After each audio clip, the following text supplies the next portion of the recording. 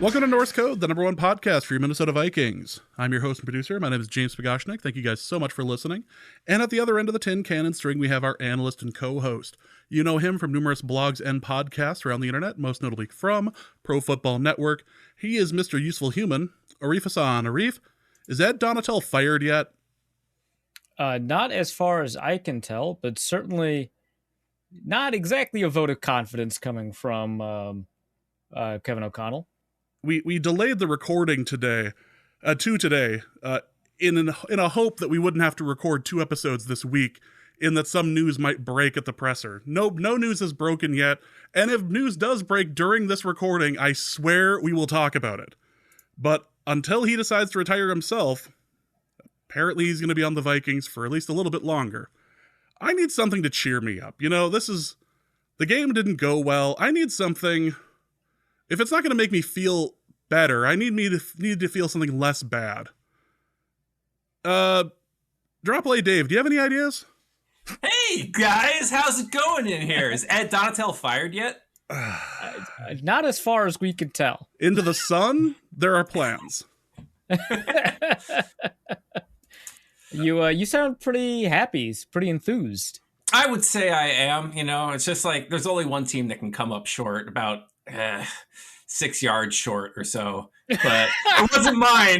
It wasn't mine for once. Waited 10 years, but I finally got to see my team win another football game in the playoffs. And God, I'm trying to think. Oh, right, it was against the Vikings. God, that was great. Yeah, you can get about the Eagles game. Yeah. I feel like this might be deflating. Wait! Time out. Was this your Super Bowl? Is that what's happening now? Yeah, this was straight up my Super Bowl. Absolutely my Super Bowl. Wow. Boy, the if we win against the Eagles this weekend, that's my Super Bowl plus. I had to pay extra for that.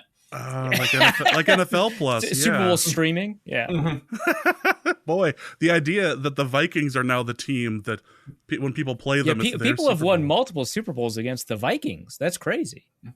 Is this? I mean, Green Bay found a way to finally have their Super Bowl against the Vikings. That was this year. God, you got to feel great for those guys, you know? They get to sit back and relax. It's been a while. It's been a while. I mean, some of their fans can't even remember the actual Super Bowl they won. Including Aaron Rodgers. He's too busy worrying about a man with a hat. I wanted to ask about Aaron Rodgers. Are you ready to have him on your team in 2024? It wouldn't be next year. It'd be 2024. Yeah, for sure. Like obviously, 100%. After he gets done his stint with the Jets next season, which we know is going to happen after they hire Nathaniel Hackett to be their OC, then he'll go to the Jets. He'll send his to some various reporters, although it'll probably be like his crystals or something instead of his. Right. He's just like, hey, you like Equally what you see? Here's a 500-page dissertation dissertation about why vaccines are bad. Yeah, I would be just as scandalized to receive that text. It's actually just going to be crystals in the shape of. Oh, perfect. He's going to be talking about like a very specific chakra. Yeah, this is going to be great. Just unfortunateness all abounds. Actually, I wanted to ask you if because the Jags are currently winning way more than the universe should allow them to, and are you getting tired of drawing Trevor Lawrence yet? No, like you did when you were getting tired of drawing the whole Dolphin situation with Urban Meyer last year. Like, what can possibly happen with the Jags next year to top these two?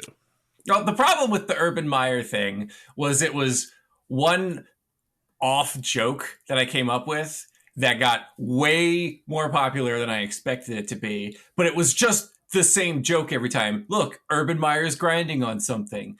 The magic was gone after the first one, but everyone just kept wanting me to do that, and I'm like, no, I just enjoy him grinding on the Dolphin. That's the joy. But like now that I have a chance to deliberately draw basically Fabio covers every week. Are you just going through like half price books and going? I have Googled a lot of romance novel covers. But you're not drawing the Fabio half of a lot of these covers. you're drawing his counterpart, right? Like I feel like because Trevor Lawrence is taking on one of the one where he's pouring gravy on himself in a very enticing way. Oh, okay, That one I kind of took from a Fabio poster. Is there one where he's pouring gravy on himself? Yeah, it was the Thanksgiving one. There absolutely is. So you know what you have to do when he loses, right? He has to look like Fabio when he had the bird hit his face on the roller coaster. Oh my God, that's perfect. By the way, you don't have to pay James for that one. You can just have that one. For free. Well, you can take that one and we can call it even about residuals as far as the merch is concerned. I am not going to orally agree to that contract. I want my residuals.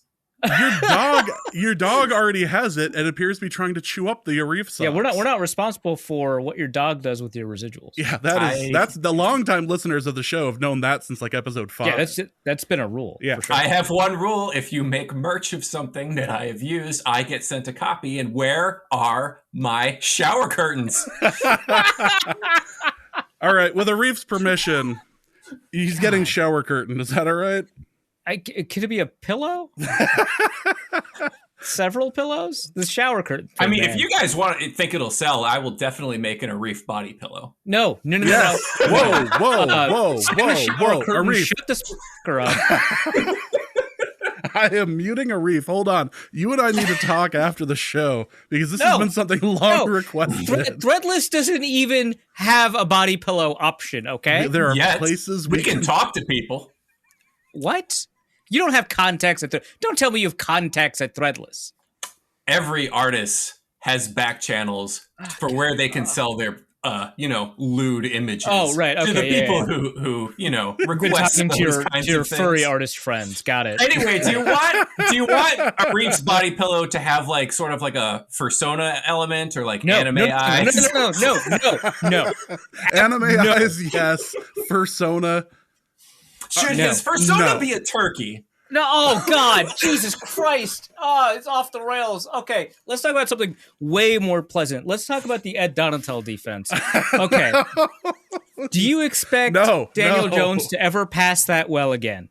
Ever in your life? No. Okay, fantastic. I don't. Honestly, this year, the Giants fan base as a whole has gotten extremely Daniel Jones pilled, and it's kind of weirding me out. Because I don't think it's justified. Like the entire fan base, like all the articles, like Daniel Jones has proved he's the guy. I'm like, no, he hasn't. He's just proved that he's not garbage when the team isn't bad. So do you think they'll extend him?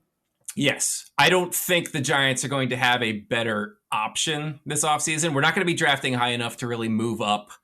There's so many holes. Yeah, not after you won a playoff game. Jeez. Not after we won a playoff game. My hope is that they give him like... That didn't Kirk just get like a short 2-year extension or something like that? Yeah, but like fully guaranteed.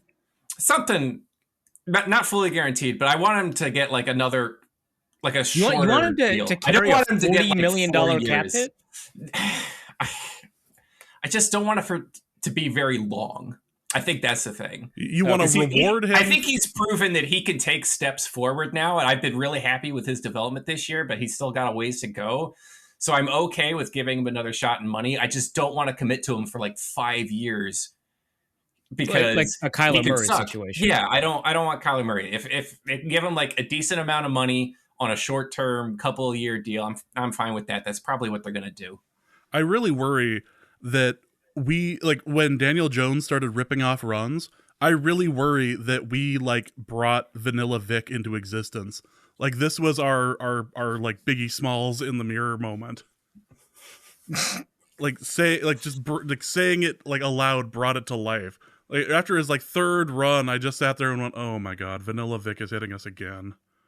Oh man, that was I couldn't believe. Like he scrambles every once in a while during games, and he's usually pretty good at it. I've never seen it do that often. I saw Vanilla Vic was trending on Twitter, and it was like, I know that Saquon Barkley had already called him that. I know that, this is something that's just come up in Giants media a lot, but it really felt like we caused it to trend. As the only show logically, covering, I know we didn't. As the only show covering the Vanilla Vic rise, and even mentioned the shirt that was on Google. Yeah. I have not seen the shirt. I mean, you could just make a vanilla Vic shirt. Oh, I could also make it a body pillow. Yeah. Could that body pillow come with like a smaller body pillow that's like remarkably smaller? Why would it need to be of like smaller? a turkey based? Okay, we could make it a Arif throw pillow. That's probably appropriate to his size, right? Yeah, we have an Arif throw pillow. We do. We should make another. No, look. I was already uncomfortable enough with the throw pillow because it is like within a stone's throw of this body pillow, and then the shower curtain idea got introduced, and a whole new level of discomfort kind of approached me from a different angle.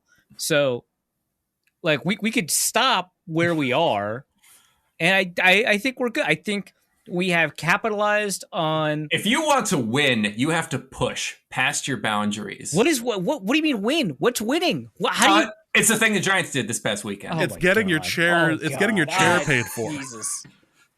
It's getting your chair paid for by merch. You're not covering this chair, James. I already know that. Oh, I know that too. I'm just saying that in a world where you can have things paid for by merch, this is how you do it. You sell the Arif body way it would. No, this sounds like a dare. I'm not attempting to dare, but it wouldn't. It would not cover. No one's buying enough body pillows. Hopefully, for that to happen. Yes. Did you see the? By the way, did you see the Jellerson brothers? One of them gave the other that for Christmas, and he brought it home, and his wife tried to like flip it over, but it was printed on both sides. Sorry, the throw pillow? Yeah, incredible. I did not know it was printed on both sides. Was apparently printed on both hilarious. sides. Hilarious. Oh my god, poor wife. That is glorious. You got to do one of those throw pillows that have you seen like the Nicolas Cage throw pillows where it looks like it's covered in sequins, but if you like swipe the sequins, it changes into Nicolas Cage's face. Oh yeah, that's what we need. Purple sequins, purple and gold sequins, and then when you rub your hand over it in a very satisfying way, it turns into a Reef's face. But like from the Wicker Man in the cage, and he's yelling about bees. Oh god, that's actually really good. Why do you throw it short? Why do you throw it short? That's so because like I don't like that play of all the it kind of just doesn't matter as much as everything else that happened in the game, but it's the only one people want to talk about. It's so obnoxious, man. Like I don't care. Like yeah, he threw it short. That sucks. It's his fault. He should do better. Okay, next. And people are like, I can't believe you said he should do better. Then, like, throw it short on 4th and 8? Yeah, that's pretty logical. The line... Especially, like, I looked at that replay. Like, was it KJ Osborne that was coming, like, across the middle? Absolutely open over the middle. Yeah. That's 100% where he should have thrown that ball, and he had the time to do it. Yeah. Like, I mean, Kurt Warner broke it down. I don't know if you saw the video, but, like, there's a Kurt Warner video of him breaking down the play. He's like, he doesn't like the play call. He talks about that a little bit, but he seems to clearly have a much bigger problem. Yeah, he'd like to change the play, but he has a much bigger problem with how Kirk went through his progressions, which I feel is like the normal response to that. Like, why is Hawkinson like? It wasn't even in Kurt Warner's universe of possibilities. He was like, "That's not happening. Why would I even think about that?" He's chipping. Why would you throw to a tight end that's chipping? It was like, yeah, chipping on an option route. There's no way he's going to break open, right? And he didn't really. I mean, he's open, but not like in any meaningful sense. And yeah, there's Osborne. Osborne, I guess, could have run a better route according to Warner, but like you throw it to him. Like what the hell? With that game, like if it's 3rd down, I buy it. Yeah, but that's what Kevin O'Connell said after. This is also crazy to me. The head coach was like, "You don't throw that." Like he was like, "Yeah, I get it on 3rd." He specifically said, "Yeah, on 3rd down, maybe you could make it 4th and 2 or something, but like that shouldn't." If nothing's open and you're running out of time, and Lawrence was coming in, like he did have to throw it somewhat soon, but sure. But I mean, a sack is the same as that, right? Yeah. The game's over either way, right? An interception's as good as an incompletion. Just huck it, Kirk. Yeah. It was anyway. sad of all the things to blame, that one play is like really low on the list, but it's really high on the engagement index. Yeah. Like people if you love. If you want the stuff. clicks, you talk about that. If you want to, actually make an accurate point, boy, there's so much to go through. The defense didn't exist.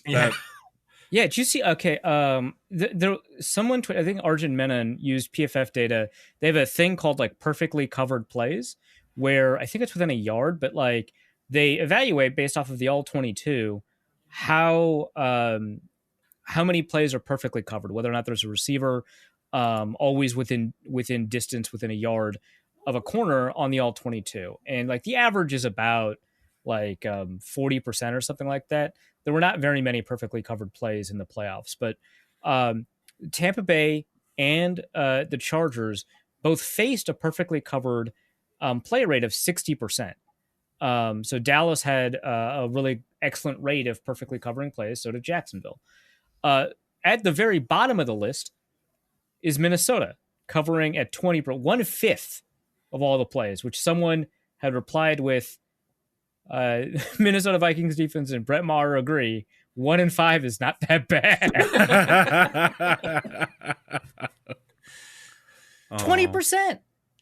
That's rough. The Giants have scored 30 points twice this season. Once against a coachless team and the other against the Vikings.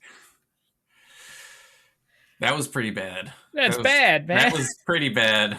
And by the way, this is the fewest number of drives the Giants have had all season. In 8 drives, they scored more points than they have against any team with a head coach. Okay, that I didn't know that. That's pretty funny. And one of the it's drives not like our defense was doing all that great seconds. Either. Well, yeah, no, the Giants' defense was kind of a mess. It did all right against Justin Jefferson specifically, but at the cost of like everyone else. Yes, and that's pretty much was their game plan. It was just like, hey, we're just going to cover Justin Jefferson and make everyone else beat us, which they mostly will. Yeah, it was the Chicago which they plan. Then proceeded to do. It was the Chicago plan of we're not going to let him make us a statistic. No, we're tossing 3 on him. Osborne will be open. Thielen probably. Who needs to cover Hawkinson? Well, we will make sure we have some people covering Kirk Cousins in case they try something stupid, like throwing it back to Kirk Cousins to be a receiver. Oh, I'm pretty confident that shows up as a perfectly covered play.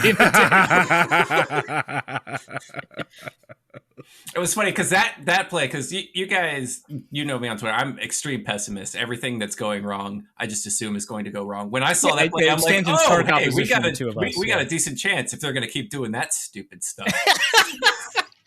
It was like emotional momentum for you. It was just like, oh, third down, they're just gonna like chuck it short to like Hawkinson or Jefferson again. Because it was like the second drive or the first drive, one of those two. It was. I think it was the second or third. Second or third.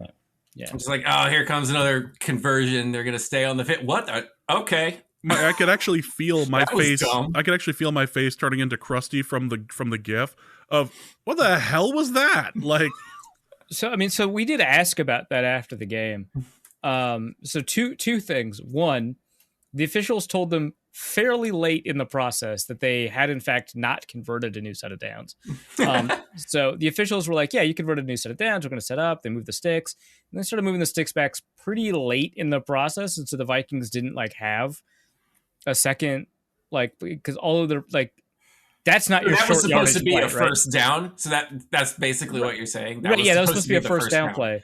And the second thing is because that doesn't absolve the play, right? No. The second thing is when they put Jefferson in motion, for the most part, Adoree Jackson would follow, right? And so there would be one fewer defender in that area, which I don't know how Kirk Cousins is going to make Darnay Holmes like miss.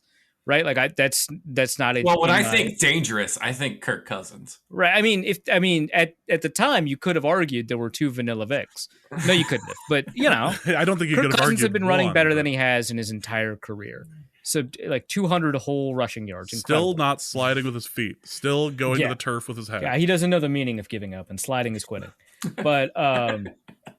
But yeah, so that was the thing, is that Adoree Jackson had been following Justin Jefferson, and he proceeded to follow him the rest of the game on motions. But in that play, they were just like in zone, like one of the few times the Giants are ever in zone. Makes sense if it's like 3rd and 1 and they expect a run, I guess. And so, yeah, they were like, well, there was going to be one fewer defender there, and I guess Cousins was going to make a guy. I still don't like super know. Maybe they expected both Darnay Holmes and Adoree. Because I could see that. Like Darnay Holmes moves inside to cover like the running back, and then maybe it's just like, well, nobody is going to account for Kirk Cousins because why would you? Reasonable assumption. Yeah. Why would you? If like there's not many players that I could say if I saw them with the football running at me that I would be able to tackle them, but Kirk Cousins is one of the people I feel like I could probably tackle. The only person slower on the team than Kirk Cousins is Patrick Peterson. Like it's oh god. You have a Ham. You have CJ freaking Ham to pick up a yard. He'll do that. You didn't include him. And it's not like they forgot about him in this game. Oh my god. He was on the field. Just ridiculous. Generally. All right. Yeah. Dave, let's pimp your work a little bit. Where can people find your off-putting pictures of Trevor Lawrence? Well, I would not call them Trevor Lawrence off-putting. pictures I would are not call them off-putting. incredibly sexy. If you like just feeling excited and tantalized, you can go to thedrawplay.com where I update 3 times a week, and also on my Twitter, while Twitter still exists, at DrawPlayDave.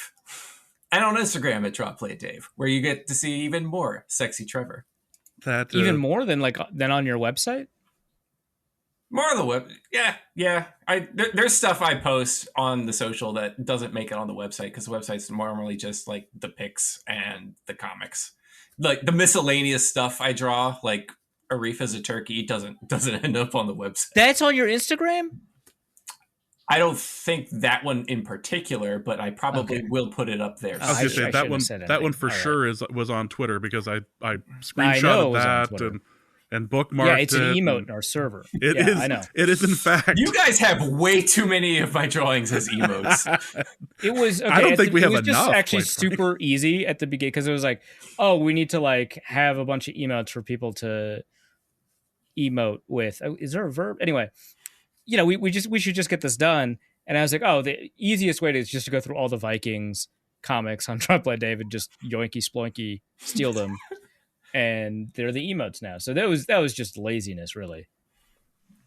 But the turkey does do a lot for. It does say a lot when words are meaningless. Yeah, the turkey does express a lot of emotions that our words can't. Especially after a loss like this. Ugh. Well, thank you so much for coming on. The shower curtain will be in the mail shortly.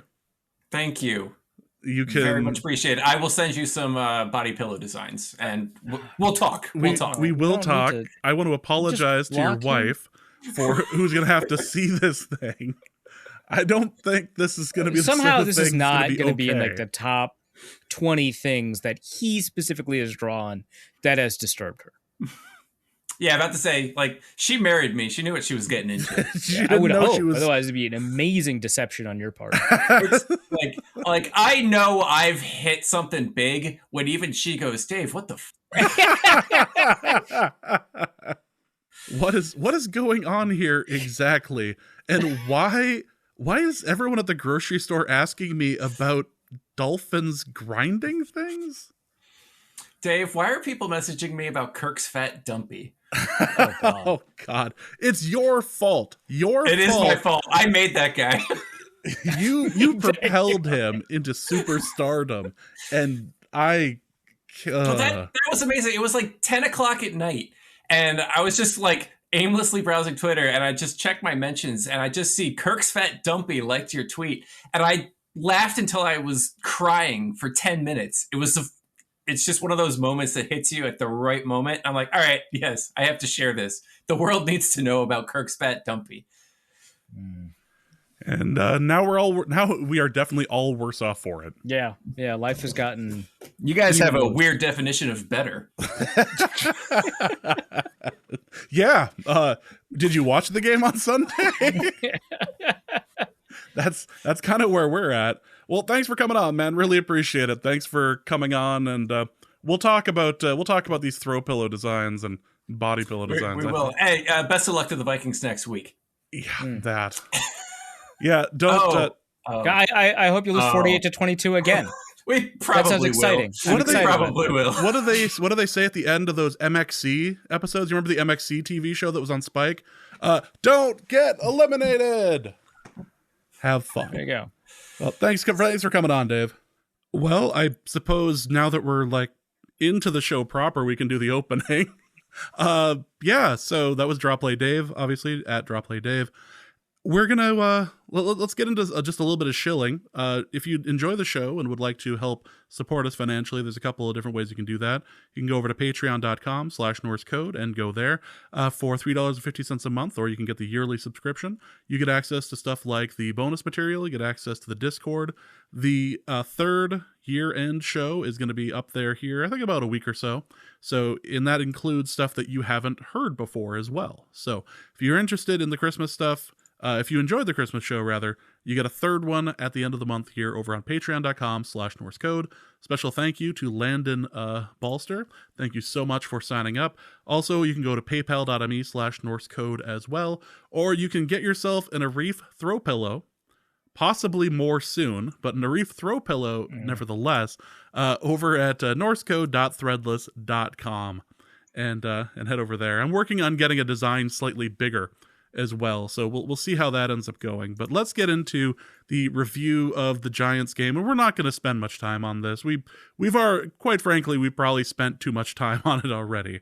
But let's talk just a little bit about the Giants game, and then we got some speculation, free agent stuff, and the mailbag as well. Review of the Giants game. Well, that sucked. Yeah, it was bad. I made a mistake. And I freely admit it, as the owner of the Optimism Shotgun, I was not at my post this weekend. Instead, I was convinced that the Vikings were going to be able to win. And I forgot. I cannot believe that. I forgot. What job, basically? I forgot that the Vikings are not to be trusted. That this is something since time immemorial that I should just know. I said it for a full year on the show. And I even replaced it with "this is not sustainable." And I still thought this is going to end up being a one-score game like the rest of them, and they were going to be able to make it work. Meanwhile, this defense was less sturdy than one-ply toilet paper. It was so bad and frightening how terrible coverages could be, how open receivers could be, how Daniel Jones could just run all over and become Vanilla Vic. It was frustrating. It was like when you take the garbage out. It's been sitting in your home for a little bit. You've been taking the garbage out, and you sit it down, and you're starting to tie up the thing and get ready to send it out, and you pick it up, and you notice it's like unnaturally warm. It was that feeling every time there was a 20 or 30 yard play. Just like, how is this even possible? This shouldn't be. And the chickens finally came home to roost. You were right. This was not sustainable. It turns out I am not confident I saw it coming necessarily against the Giants, but I did say last week that, like, if the Vikings lose to the Giants, because we asked the question, like, how do we know if the team is like a quote unquote fraud? Like, if they lose, for example, to the Eagles, that doesn't necessarily mean they're a fraud. Maybe if they get blown out by the Eagles, right? If they lose to the Giants, maybe they're not a fraud. Maybe they are, but losing to the Giants certainly seems like a much more cogent way to prove that. But I mean, like, the Vikings first of all, they got absolutely outcoached on both sides of the ball. No question about that. But the Vikings got steamrolled. I mean, and it's not even like Kirk Cousins played poorly. I mean, he actually played quite well, but it was just like they found ways to limit big plays, specifically Justin Jefferson big plays. They found ways to force the Vikings to, consistently, gain chunk yardage or, small amounts of chunk yardage, as opposed to, giant explosives and stuff like that. And they were extremely flexible in their approach. So heading into the game, the Giants were the most likely team to blitz in the NFL. They had a blitz rate of over 40%, right? A blitz rate of 35% in many years is the highest in the league. Over 40% is wild. They also consequently had the highest rate of man coverage in the NFL by a substantial margin in this game, right? And the Vikings knew about this. Like Wes Phillips said in his presser as the offensive coordinator, that, there's always going to be a lot of blitzes when you're facing a Wink Martindale defense, right? And the Giants blitzed 15% of the time. They had a pressure rate of 45%. It was north of 40, right? And they played zone coverage on 76% of their snaps, like the second most of any team in Wildcard Weekend.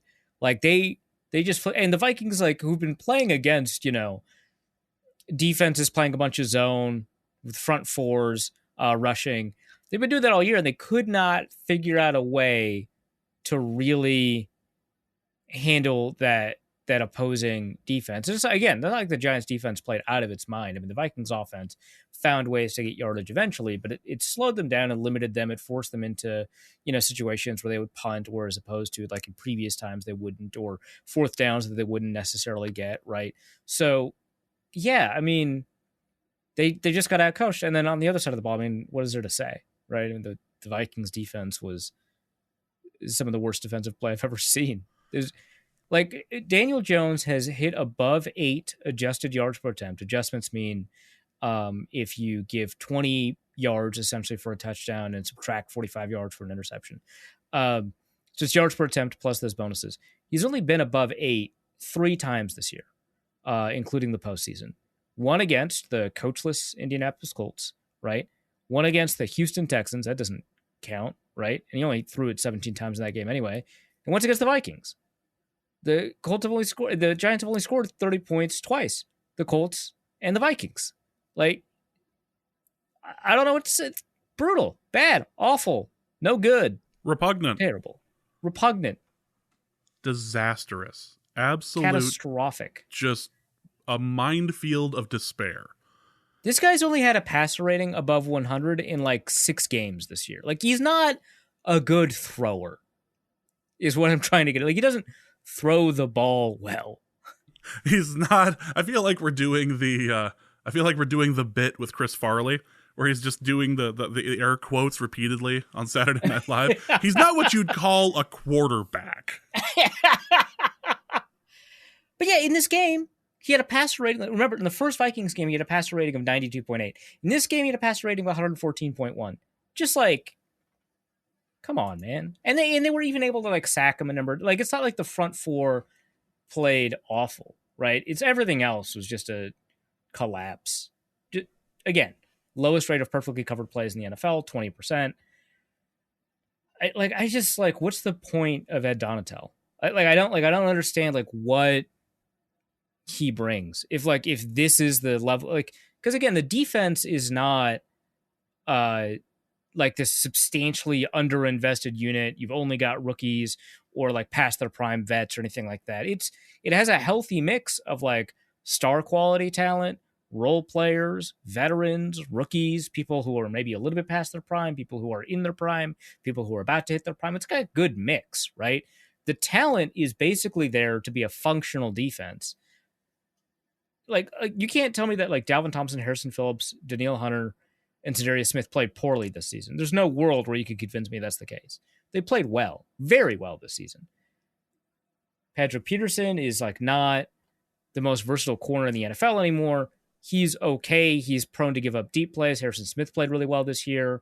We know what we have in Eric Kendricks. Kendricks in coverage, multiple plays in a row.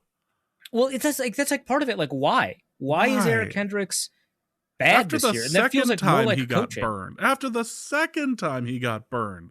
Why? Why is he in the same spot?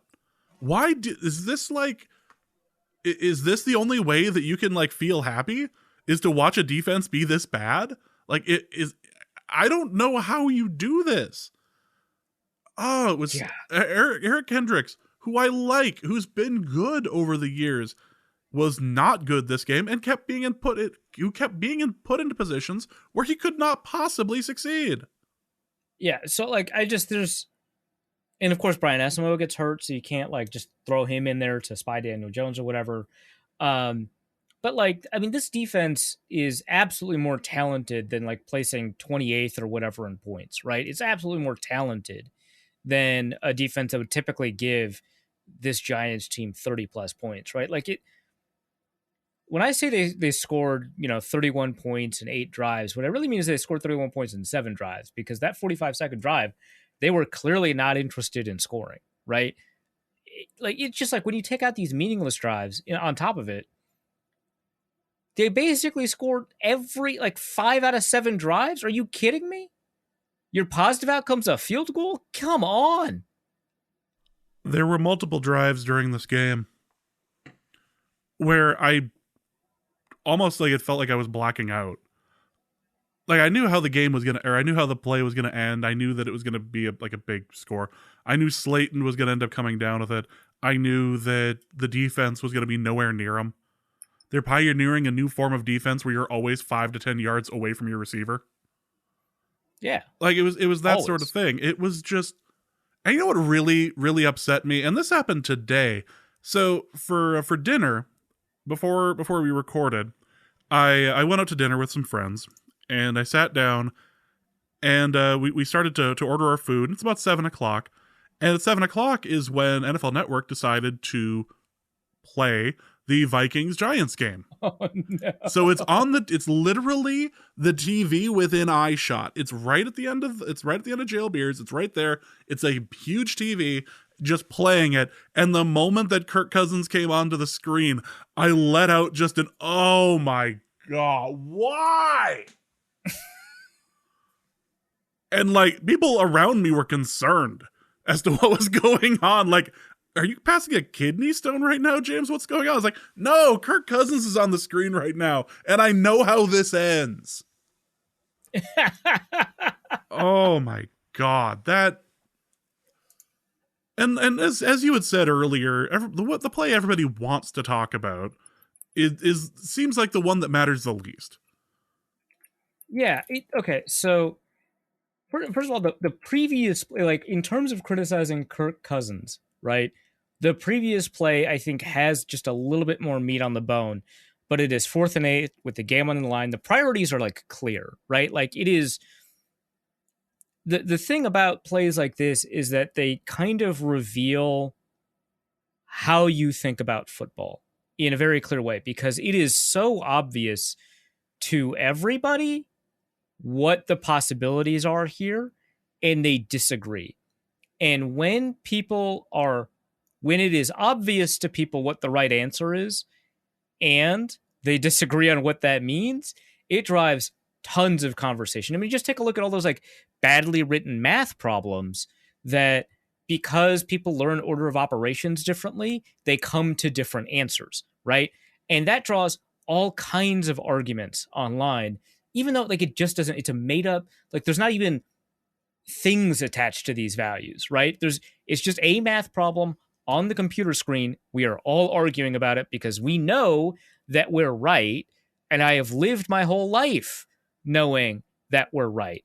I know in my heart of hearts that the parentheses means what's inside comes first. And then when that's done, it is just treated as a multiplier. You don't then multiply the parentheses to something outside of the parentheses ahead in the order of operations. That doesn't make any sense. That's not true. You're all wrong. And I'll argue about it for hours. I've done it. It makes no sense. It's stupid. It doesn't impact anybody's life. The real issue is write better math problems. Be clearer in the way that you write math problems. But here, we're at a point where the priority is clear. The priority is to get a first down, right? But how we think about what that means is different. So in some people's eyes, right? And I kind of understand where this comes from. The thing that you need to do, basically what Kirk Cousins said, is that the ball needs to be in play. You can't get a first down if the ball's not in play. If the ball's not in somebody's hands, you don't get a first down. Those are your only options. Ball's in somebody's hands, it's not in somebody's hands, right? So that's what you need. And so Kirk Cousins chose the highest likelihood that he'd be able to put the ball in somebody's hands, which then follows is therefore the highest likelihood you get the first down. That's the way a lot of people look at it. And then you take a look and say, hey, when Cousins has this kind of pressure, Dexter Lawrence is bearing down on him. When you see kind of who is covered downfield, when you see the angles that he can throw at, when you see that Justin Jefferson is triple covered, the probability of a completion is low. And it therefore then follows that the probability of conversion is near zero. And it's not near zero if the ball is in somebody's hands. So you got to get the ball. And so I get where that's coming from, But really, the priorities are flipped here because it's not a 1 to 2 to 3 chain. The goal is the first down. How you get there doesn't matter. Kirk could run it. There could be a pass interference. There could be a roughing the passer. There could be it could be anything, right? The thing is, all of the catastrophic outcomes zero out. They are all the same. An interception is as good as an incompletion, is as good as a sack, right? Those are all the same thing, which, by the way, is now as good as a completion short of the sticks. All the same thing. Your probability of winning drops to 0. Your expected points drops to 0. That's it, right? So all I care about is the probability of a first down after a choice has been made. And that's how we evaluate those choices. The probability of a first down TJ Hawkinson, not 0, extraordinarily low. Because there's no world where Hawkinson doesn't get met with multiple tacklers. He might be able to break one tackler, right? But multiple tacklers. Because once you break one tackler, now you've been slowed down enough that the other ones are coming towards you, right? And so that's the issue there, right? To me, it's very close to 0, in part because he can't explode out of his break. As Kurt Warner pointed out in his video, TJ Hawkinson's chipping. So he is going to be late out of his route. And it's going to be difficult for him to like run a route with good timing without kind of hurrying the process. So he just cannot get separation in the same way. Kurt Warner's right. It doesn't work out, right? So your options then are to either stick with your first read, Justin Jefferson, and just chuck it up there. Justin Jefferson, some people said he's triple covered. I get why you're saying that. That's not quite true. Maybe 2.5 covered, right? Because that high safety isn't there. He's going to be bearing down, right? And certainly by the time Jefferson completes the catch, if that happens, he's going to get hit by that last safety, right? That's going to happen. He's going to get there. But I don't think that safety has the ability, unless the ball is slow, which is possible given the pressure, to really get his hand on the ball in the air. So it's like 2.5 to double covered, right? I'm not saying that the best throw there is to Justin Jefferson, but I'm saying I would trust Jefferson in that situation to come down in double coverage against a contested catch much more than I would trust TJ Hawkinson with multiple tacklers in front of him to get 8 yards on a 3-yard dump off, which, by the way, it's obvious that we're right there because he went backwards, right? Like if you'd gone forwards, you could say, well, if you'd been, a little bit better, so, he went back, he went to the line of scrimmage, right? That's how he was tackled. Because like there's not a throw there that leads him into open space. There's not a better throw for Hawkinson, right? There's no way you can get him more open with the throw that doesn't have him moving backwards because of the angles of the defenders there. So I trust Jefferson in that situation more, right? I think the probability of that completion is low. I think the probability of a conversion is below 20%, but I think it's above 2%. And that I feel like is where you're playing with Hawkinson, right? And I'm not expecting Cousins to do a bunch of like probability risk assessment on the fly with like estimated probabilities in his head, right? But he should have like an idea. Like he should have some understanding like that's possible, that's not. That's it. That's all I need. Boom, throw it. Obviously, the better throw would have been to KJ Osborne. Now, the issue with the way people are evaluating this play is how they think about Cousins' range of possibilities, especially, as it relates to the pressure that he saw.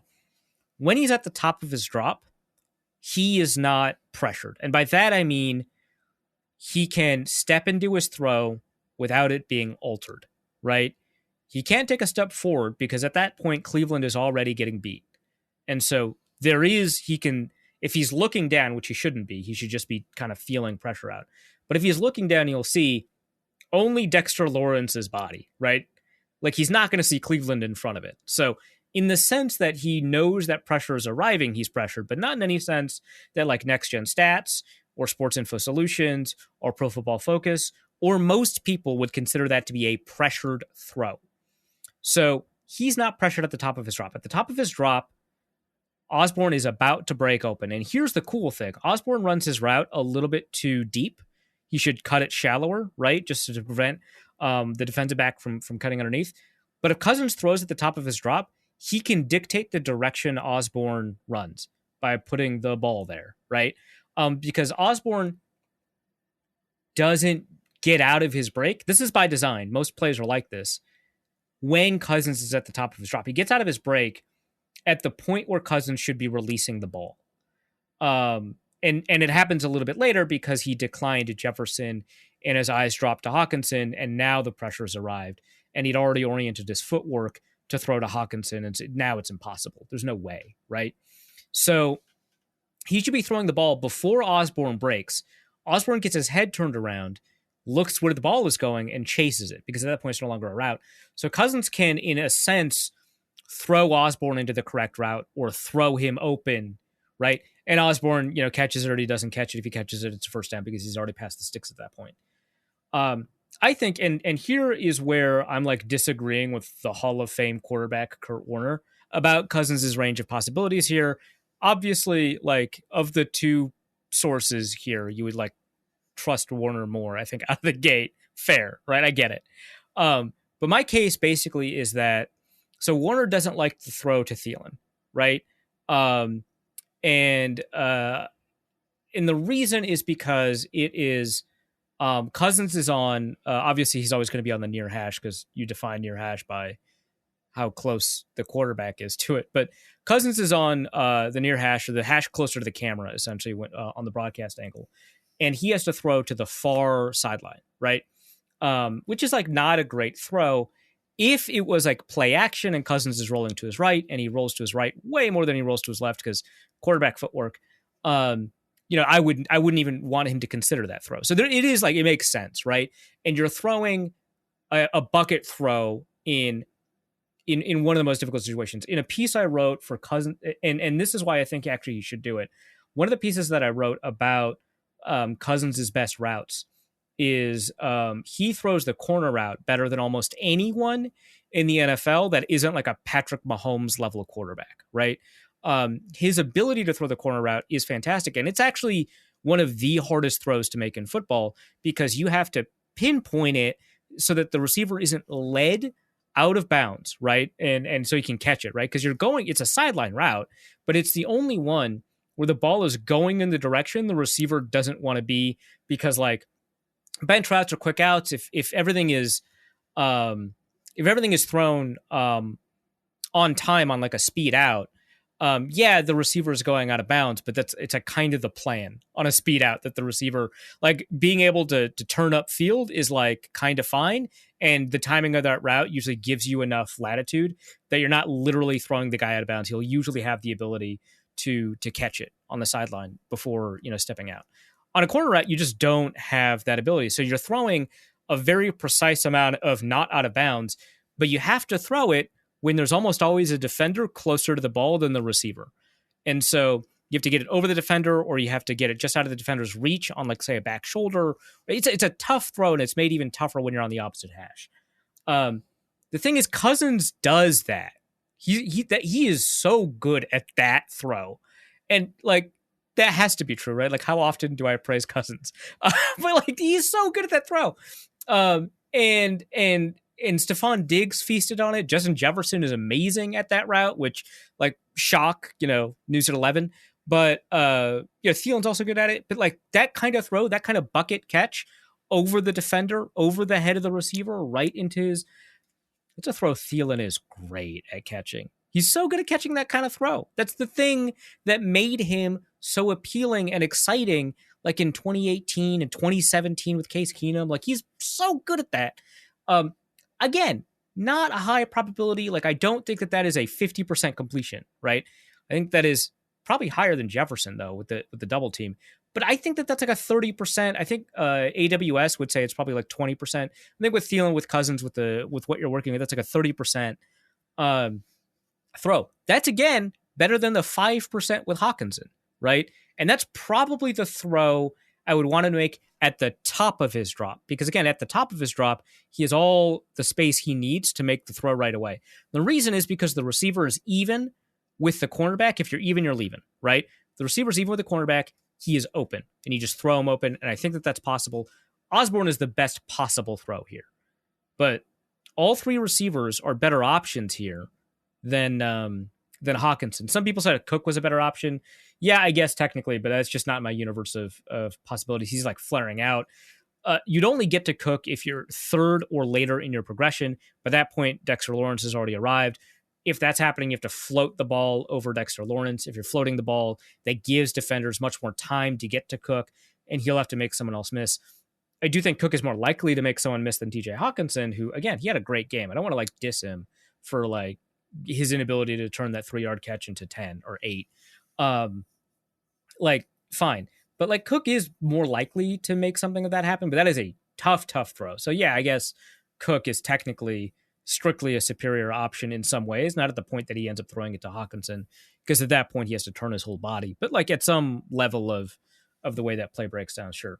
But yeah, I mean, okay, all of that's like fine and true, but it's like whatever. The Vikings should have never been at that point where they needed to convert a 4th and 8 because Cousins had played well enough that they shouldn't have needed that. They should have been able to run at the clock, and they were running the ball really poorly, but you know what I mean? Like run at the clock.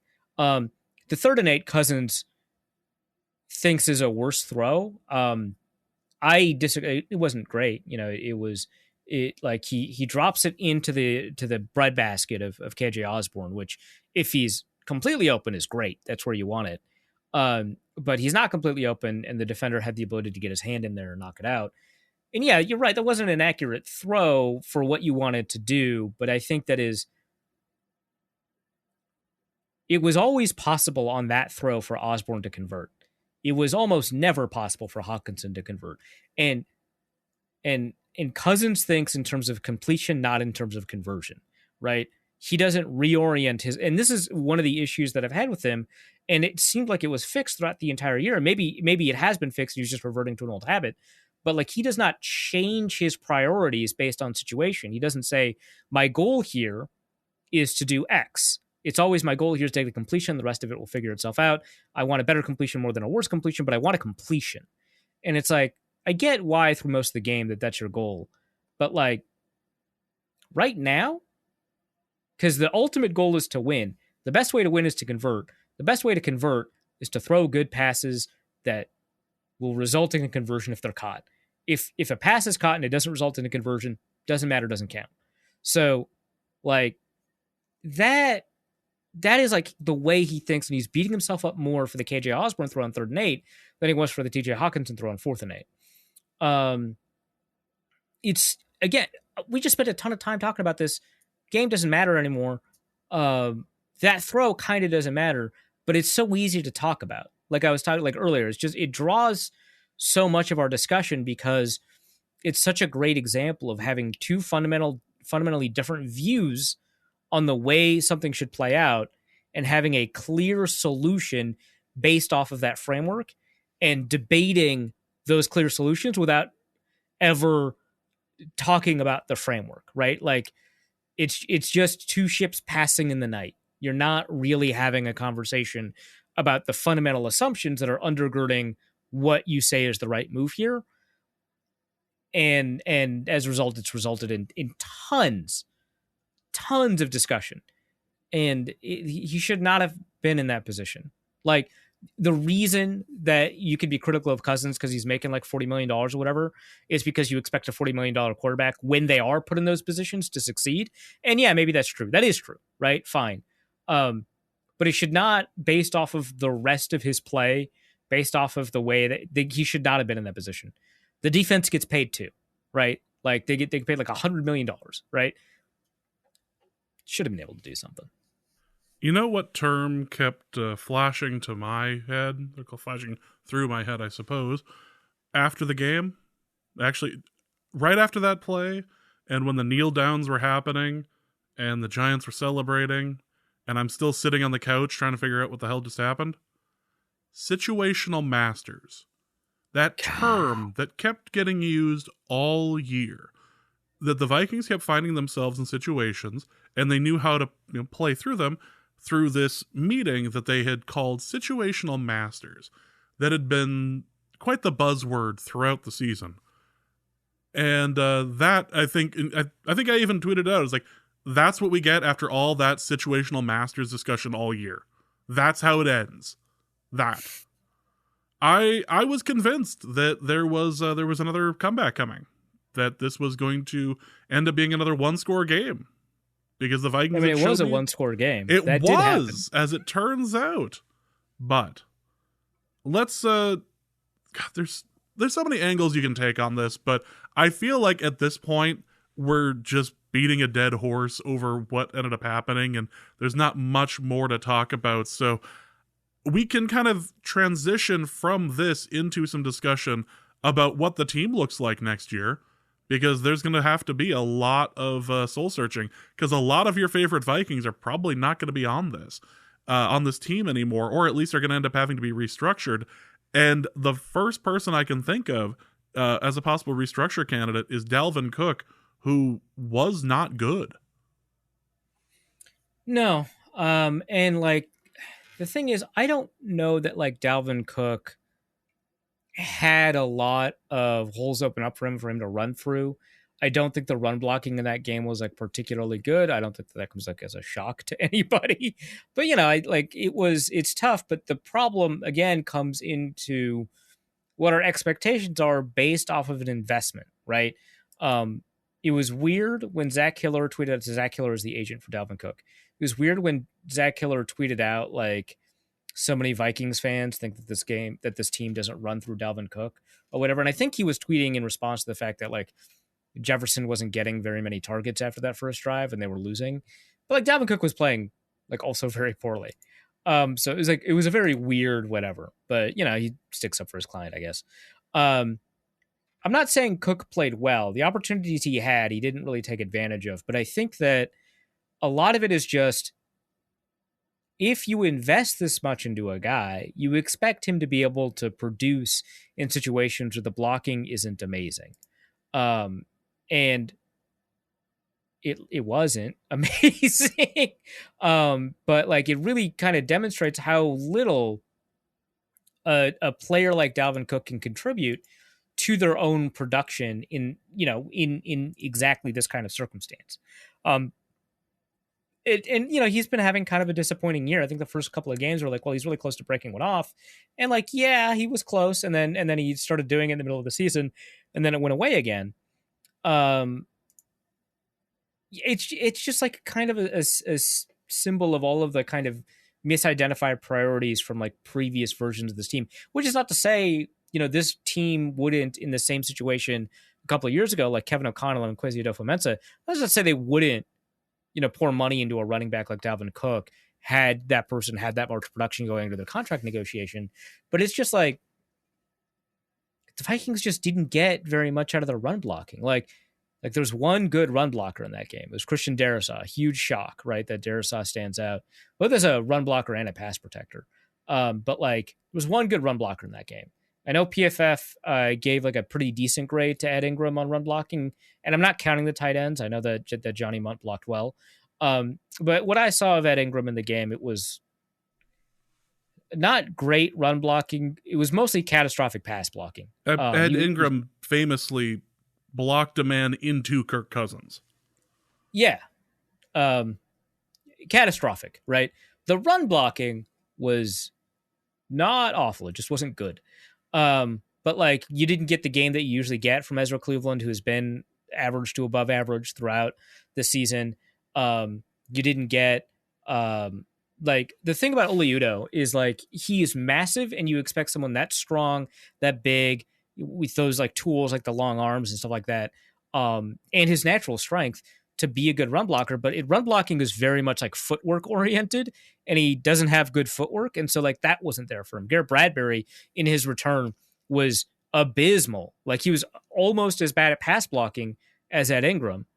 And he was an abysmal run blocker. It wasn't there for him. And so like, yeah, the running game isn't there. And maybe that's an indictment of the way that we view running backs, because I don't know that Dalvin Cook actually played all that poorly. He missed some opportunities.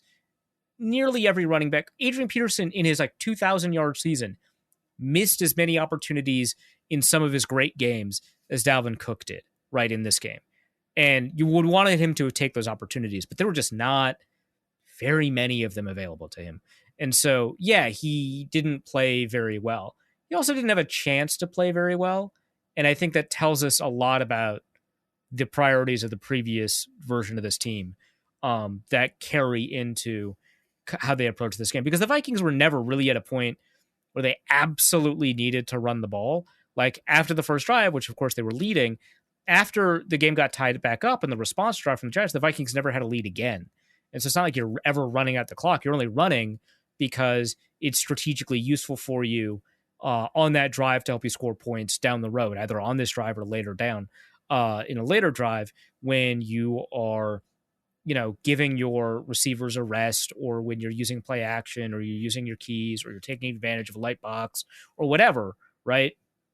You're only running because it's beneficial in that moment to run as opposed to draining at the clock. So it's not like the Vikings ever had to lean on him, and they didn't, right? Because he just wasn't playing all that well and or producing all that much. And so, like, yeah, I don't know. Dalvin Cook now has like this big cap hit next year. Obviously as big as Kirk Cousins, and not as big as, like, say, the Adam Thielen issue. But it's something to think about. And let's talk about it. Let's talk about what's going on with Adam Thielen, or at least I hate bringing up wives' Twitter accounts, especially those accounts that are toxic to begin with. But there's been movement and rumors and innuendo, and it turns out that she's the wide receiver's wife. She doesn't necessarily tweet out like a wide receiver, but appears to be about as effective. Yeah, it kind of reminds me of Miko Grimes, right? Which not as bad as Miko Grimes, right? Where, like, as a partner, like, Miko Grimes absolutely rules. She'll, like, fight tooth and nail for you. So Brent Grimes' wife, cornerback Brent Grimes. But, like, as a partner of a person on a team that is worth $1 billion, not amazing. Because, she'll stick up for you in a way that maybe puts down everybody else, or stokes some fires, or engages in problematic behavior or whatever. And now your team is telling you to tell your wife to shut up. And because your wife is the person who's tweeting like that, she's not going to love hearing that from you. That's not the nature of the relationship that you've built together. It's not quite that. But, it's there, right? There's some energy where you're like, oh, wide receiver's wife. I haven't been paying that much attention to Caitlin Thielen's Twitter or Instagram. I know that some people were talking about how much she says she's looking forward to, like, being in Florida, whatever. I also know that she and I are about as far apart politically as you can be. I mean, I don't, like, care. Like, am I ever going to have a friendly debate about politics with her? No. Am I concerned that, a player that I cover might share some of these beliefs? I guess. But it feels like it's a bunch of excuses to make what's coming easier, because there's no chance that Adam Thielen has this contract next year. He could be on the team, but it'll be a reworked contract, or he could be traded, or he could be on another team on a new contract. But he's not with this contract on this team. So this team is not carrying the terms of that contract heading into the next season. And if it makes you feel better to think, well, he's probably gone, good riddance, I don't like his wife. Yeah, whatever. That's like a weird thing to say, but it's like a whatever thing to feel. And hardly the first time that's happened. I'm looking in Sam Ponder's direction. Right. Which I kind of feel for Sam Ponder, if I'm being honest. But there was a lot of stuff that went that way that was weird, and a lot of blocking, which was the smarter thing to do. Yeah, history has vindicated that particular approach from her end.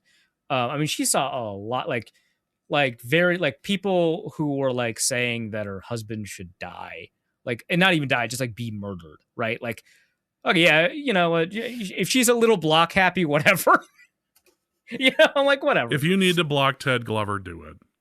I'm not saying Ted did that. I'm just saying I believe he was one of those that was blocked by. Sam Ponder. Yeah. If one of the things is that you block a little bit too many people like Ted Glover, okay, whatever, right? That's too bad. Like if there's collateral damage in the form of Vikings bloggers, oh well, I get it. But yeah, I mean, people were like, well, now we don't have to deal with Sam Ponder now that Christian Ponder's gone. And it's like, okay, yeah, I guess. Um, if she ever gets like promoted out of college football, which in a way she has, but not in the direction I expected, um, then you are going to have to deal with her, but not in the same way. But yeah, whatever. I don't know. It's like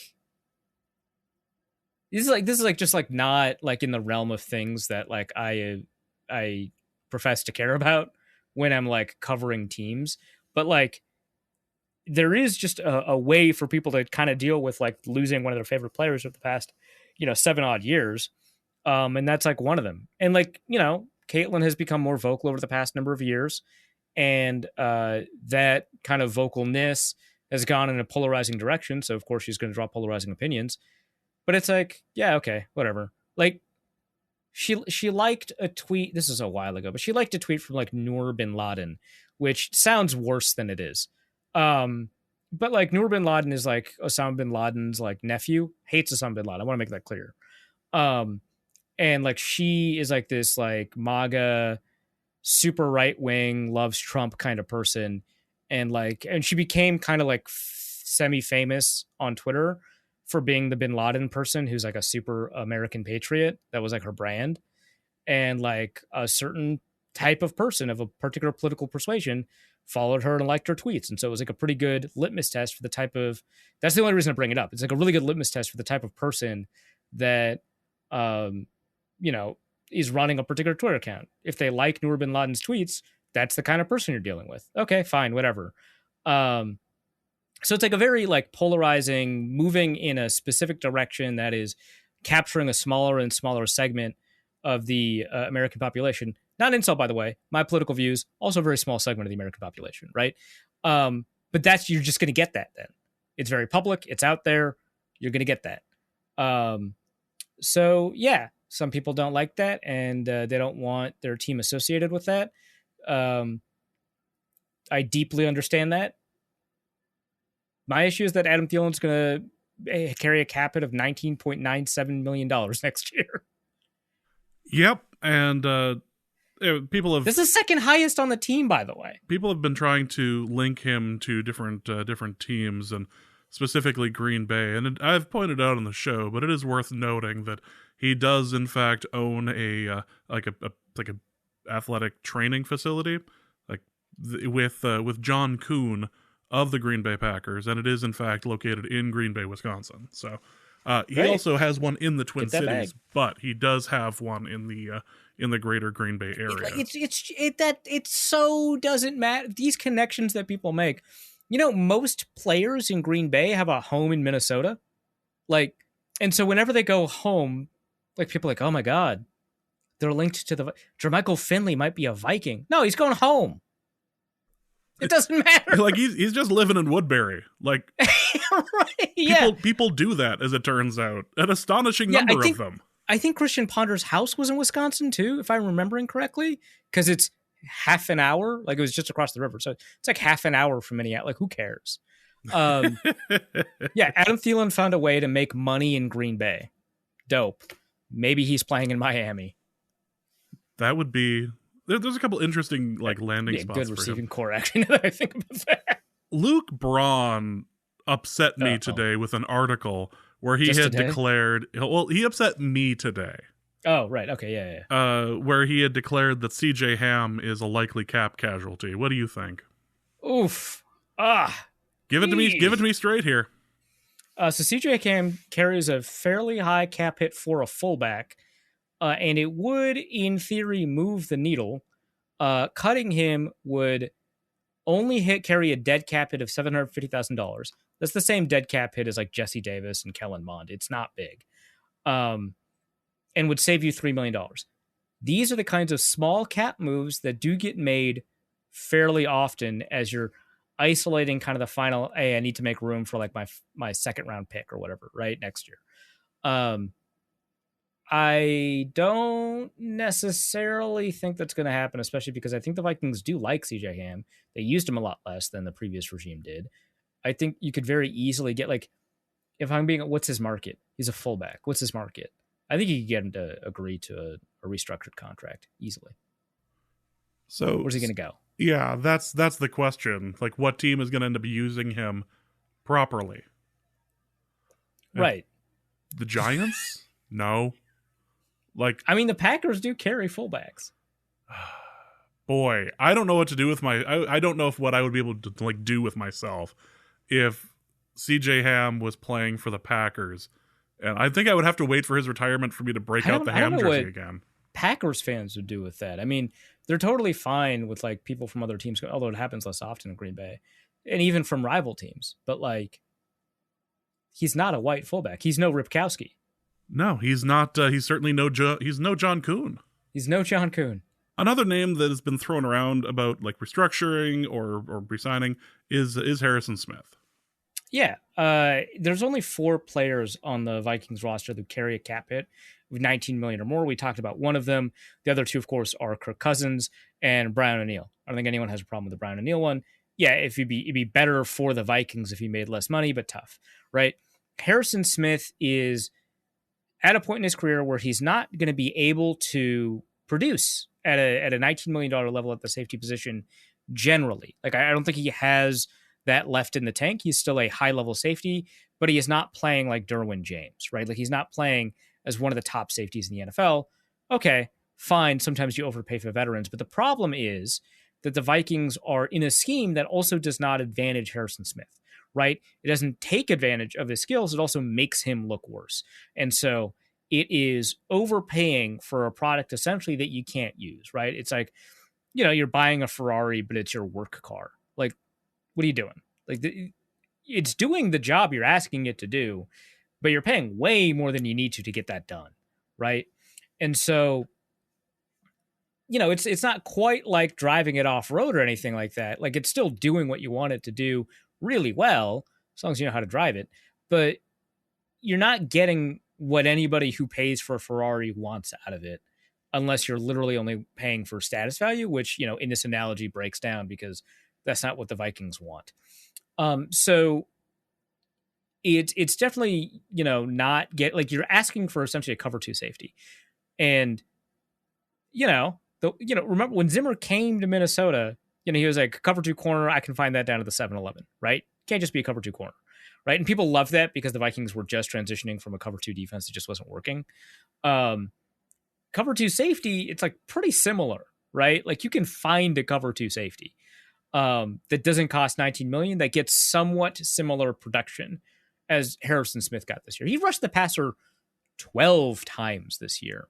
That is a dereliction of duty on Ed Donatell's part. So, either you change what you do and you feature Harrison Smith more in the role that he is best suited for, which nowadays is a lot more box stuff. He's good single high. That is generally more valuable, single high versus box safety, generally. But in terms of what Harrison Smith provides specifically, it's probably more valuable for him to be in the box just a little bit more or a lot more, I don't know, and having him blitz and stuff like that. So it is tough for me to see him at 19 million. If he stays there, either the Vikings have a new defensive coordinator. Cool. Interesting. We get to talk about that. Or they are substantially changing their scheme under Ed Donatell. I can't see them asking him to play cover 2 on 95% of his snaps as a 2-eye safety and paying him $19 million to get that kind of production, which, again, not bad. He's played well, but like, what are you doing? Like, there's great cover 2 safeties. Kevin Byard, the Tennessee Titans, is one of them. I mean, he's not always playing cover 2. He's playing a lot of single high, but if you asked him to play cover 2, he'd be producing the same, right? Like, he'd be ridiculously good at it. Kareem Jackson in Denver, another good example of a really good cover 2 safety. Transition from quarterback to safety, put him at the cover 2 role. Great. There's really good like players playing at a really high level. He is not playing at the level of the highest level of cover 2 safeties. And so you're paying him like one, and you're not taking advantage of the things that he does well. So it would be tough for me to see him also at 19 million if you restructured him, which does mean guaranteeing more money, right? Like, that's like, I think Harrison, I'll just take a look, but his guarantees don't last that much longer. I mean, he's obviously got the prorated signing bonus from the restructure, but his guaranteed runs out this year. He has no more guaranteed money left. Any dead cap you get from cutting him comes from his signing bonus. So you would have to guarantee him for a little bit longer, age 34, 35, 36 seasons. That's not great, but I think a restructure is probably better than it is worse. And that's probably where you are with him, because it's not like the Vikings. Oh wait, no, they do have a safety, don't they? In Lewis Seen. So maybe let him go. But Lewis Seen is completely unproven. He's coming off a broken leg. Who knows? Well, let's get to the mailbag. A lot of stuff is covered inside of the mailbag that's worth looking into. Let's go to Brian Jellerson, who asks, for the Matrix Regressions Corner, was this enough hope into Heartbreak to sustain our machine overlords, or should we expect a hard reboot soon? Oh, no, this is not enough. This was not enough. The Vikings needed to continue the myth by winning the one-score game in dramatic fashion, and then disappointing you either in this round, the divisional round, or the next round. My money, given the talent of the team, would be in the divisional round, but the hope heartbreak dynamic gets really broken in the conference championship game, I think. And I think the Super Bowl, it's too far.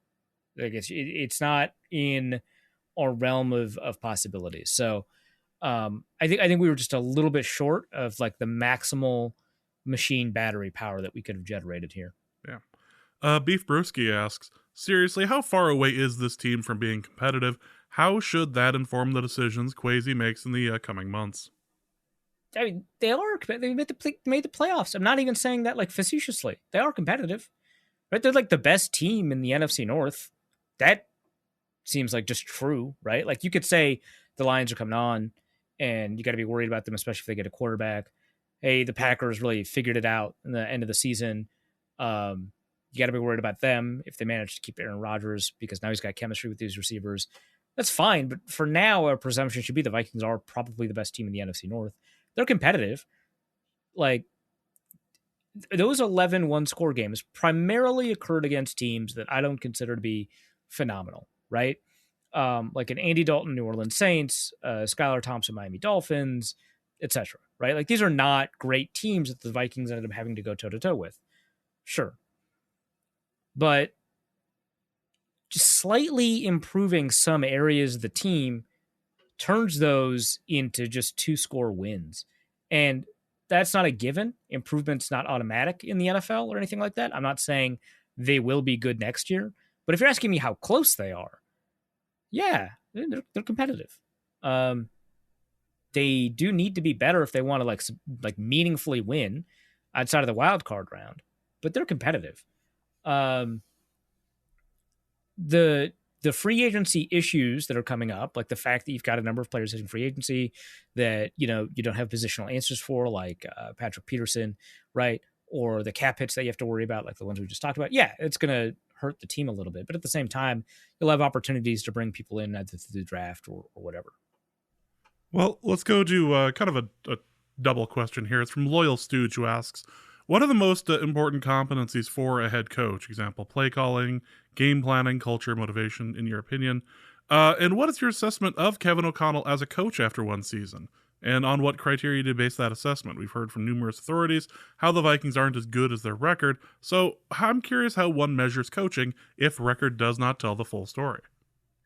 One thing that a long time ago, I mean, it was still during the post analytics online discussion of football. It's not that long ago, but Chase Stewart over at Football Perspective developed something that he called the Dungy Index, where he evaluated wins above preseason Pythagorean expectation, which is to say you take the point differential from the previous season, before the season starts, from the previous season, and you project out what their record should be based off of that point differential using what Bill James would call Pythagorean wins, which is how we projected, baseball records by, runs scored versus runs allowed. And there's something similar with football. You just have to change basically the exponent, and it's pretty easy. And if you do that, and then you look at how many wins above that expectation over last year's Pythagorean expectation they got, you would get something. And Tony Dungy ended up at the top of the list. Now, obviously, a difference here is that Tony Dungy has Peyton Manning, right? And so How much of that is just Peyton Manning being good in tight situations? How much is it Tony Dungy managing well? Kind of tough to disaggregate. But I thought that was interesting, and it is a way to think about coaching that takes a look at these hard numbers and say, hey, what should their record have been? What should the record be based off of their performance, and how much did they get over that? And coaching maybe might explain some of that difference. Definitely not all of it, right? But some of that. And if that's the case, obviously Kevin O'Connell did a phenomenal job this year. As for the specifics of his skill set, some of these are really difficult to figure out. I think as a time management person, game management, he did really excellently. I thought he's one of the few coaches that did a pretty good job in that regard. I thought in terms of aggressiveness on fourth down, he did a pretty good job. That's great. Those are the easiest things to identify in terms of evaluating a coach. The harder stuff we don't get privy to. Team culture and motivation, game planning. How does he delegate?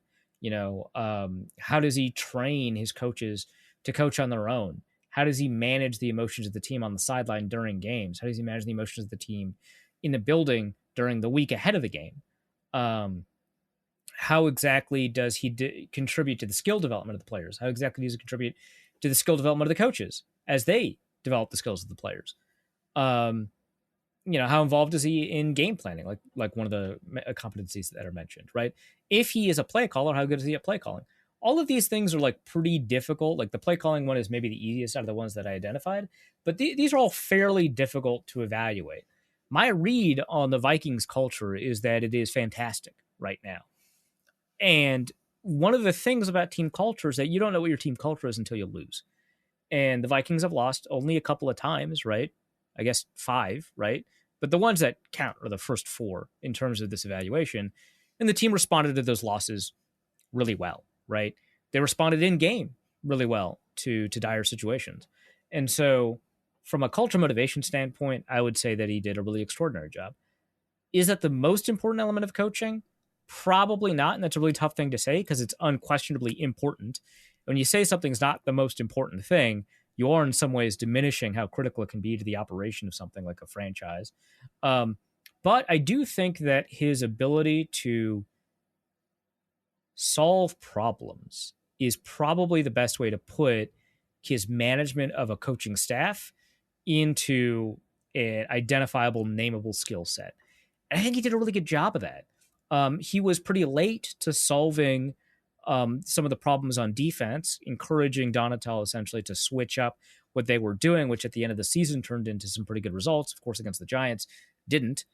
But that was pretty good. But for the most part, I think that he did a better job of that, like in smaller situations, whether that was a problem of dealing with, losing players to injury in terms of figuring out who and who should not be on the roster. Like they were pretty bold sometimes in some of the decisions they made in who to cut. I think a lot of people thought that both Armon Watts and Amir Smith-Marset should not have been cut. Kevin O'Connell and Kwesi Adofo-Mensah were right about that. So they made some pretty hard decisions that were good. In terms of like solving problems, he did, I think, mostly a very good job this season of putting out fires and finding ways to determine what needs to be delegated and what shouldn't be delegated, what he should take on. And those are really much more important than culture and motivation. I shouldn't say culture and motivation, than game planning, than game management inside of games, and possibly even more important than actually play calling itself. But it seems like for game planning, he was pretty good, not great. Seems like for play calling, he was pretty good, not great. But in terms of like the stuff that like I think drives more wins, he was really good. Well, let's go to our next question, and that is going to be from Professor Poop, who asks, is Cousins throwing short of the sticks the poopiest play of his entire career? There have been worse, but when you combine with how meaningful the play was, I just think it may be. Perhaps I'm a victim of recency bias, but yeah, sure, I think so. It's quite possible. I don't know. Between that and the worst Cousins interception I've ever seen, which happened earlier the Kevin King this one year. in the corner of the end zone? Okay. Yes. Well, we both identified the same one, so that means something. That one was absolutely ghastly. But boy, I think this one was worse because he got what he wanted. That's the worst part. He got what he wanted. He got what he wanted, and we all suffered for it. Corey asks, should the NFL have implemented expedited reviews for the regular season? It seems unfair to players and coaches to make sky calls for only the playoffs and remove an element of play not seen in the regular season. That is totally fair, and I think I agree. You usually don't experiment with a change in the postseason. The experiment is the preseason. Very weird. But it could be that the reason that they didn't do it during the regular season is because there's only one game on at a time during the playoffs, and there's like 8 during the regular season, and you just have to devote way more manpower for a skill set that is honestly not that common. I know everybody thinks they could be a ref. No, you can't. You're wrong. The refs are bad. You're worse. So it would be tough to find people to do that during the regular season. I think that's got to be the reason. Otherwise, I mean, I would love to see it. Yeah, otherwise we have a replacement ref situation, and yeah, that's unfortunate. Let's get a little bit of clarification here from Rental Canoe, who asks, it's my understanding that Garrett Bradbury is currently on the last year of his rookie contract, while Justin Jefferson is entering his last year of his deal in 2023. Can you discuss the differences between those two situations, regardless of whether the Vikings should re-sign Bradbury? Specifically, in either case, can another team step in and grab the player before the Vikings sign him? What if another team is willing to put together a more lucrative contract? What options do the Vikings have? Is either player free to leave for the highest bidder at this point, or do the Vikings have some sort of right of first refusal? All right, so the reason this is different is it's the nature of rookie deals, right? So Justin Jefferson was drafted in 2020. Garrett Bradbury was drafted in 2019. Feels like they're from different eras, but fine. But Justin Jefferson will not be hitting free agency after 2023. I mean, unless something goes catastrophically wrong with the negotiations, he just won't be. Garrett Bradbury will be at the end of 2022. And maybe he won't be. Like, maybe the Vikings extend him. I don't know that a bunch of Vikings fans would love that, but, maybe, right? But the difference here is that the Vikings have a long negotiating window. So at the conclusion of the 2022 season, in the final year of his deal, they have the ability to negotiate an extension for Justin Jefferson.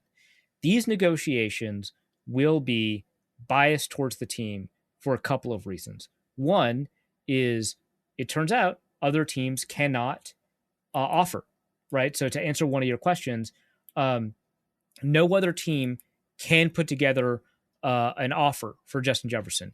Now, they might do it illegally against the NFL's rules. They might circumvent the NFL and find a way to get an offer to an agent.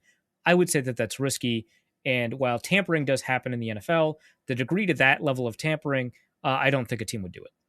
So that's one reason, is that Justin Jefferson does not have the ability to leverage his market. The second thing is, Jefferson is making like $4 million next year, $3 million a year over the life of his contract, $3.3 million, right? That's how much he's making. He could, at any moment, immediately start making $40 million this year. I don't mean $40 million a year. I mean, his take-home cash would be at least $40 million just from the signing bonus of his new deal, plus the first year of the deal, right? So he could immediately take home $40 million. It is tempting to immediately take the cash. I don't have to explain that. That rules. Like, you have money now.